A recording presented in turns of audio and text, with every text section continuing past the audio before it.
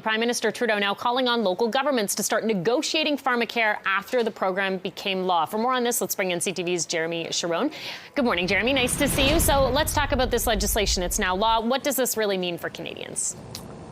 Yeah, this is the first step, and the Liberal government will tell you that this means more Canadians will get more access to better drugs for free. Specifically, the focus of this plan is on providing access to contraceptives and diabetes drugs for more Canadians. Now, as you pointed out, now the work begins with the provinces. The federal government, the legislation for the plan has become law, and that means they can start to negotiate with provinces on a bilateral basis to come up with plans for each province. The idea is that this would be a simple way for people across the country to access their drugs through the Pharmacare program.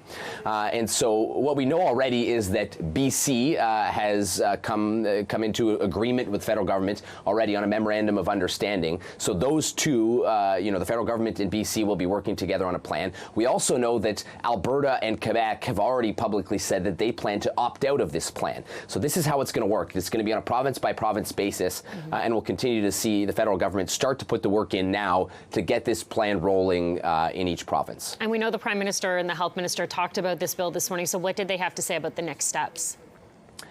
Yeah, they addressed kind of what they feel is the importance of this legislation and what it will allow and what it means for Canadians. The Prime Minister addressed it at the ASEAN Summit in Laos this morning. Here's what he had to say about the plan. This is a big deal and great news for many Canadians.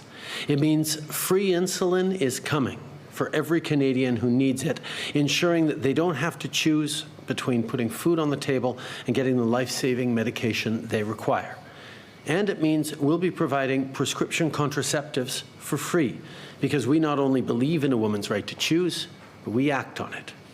This is real progress. But now, we need the provinces and territories to come to the table and sign agreements with us that supports Canadians and takes pressure off their household budgets as soon as possible. So the Prime Minister today kind of addressing, what they feel this means for Canadians, but also acknowledging the work that still needs to be done with the provinces. That being said, Pierre Poilievre, Conservative leader, spoke about this today as well on your program, of course, speaking with CP24, and addressed some of the concerns he has with the plan. Talked a little bit about what his progressive government would do instead if they were elected. So here's what Pierre Poilievre had to say today. We're not going to have a single payer system that bans you and union workers and countless other people from keeping the excellent private plans they already have. And Trudeau and the NDP, frankly, they risk, if you vote for them, you risk losing your drug plan and getting a badly run, extremely expensive, slow government plan to replace it. And I think that's a terrible idea.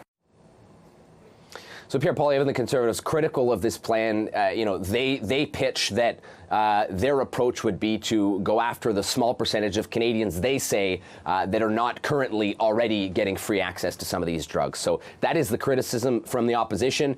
And nonetheless, the Liberals kind of taking that first step today in rolling out this national Pharmacare plan, which of course was a result of the deal with the NDP. This was kind of a key part of that supply and confidence agreement that the Liberals had with the NDP that is now ended. Yeah, I'm sure we'll get more reaction to announcements of this plan later today, too. Jeremy Sharon reporting live for us this morning. Jeremy, thank you.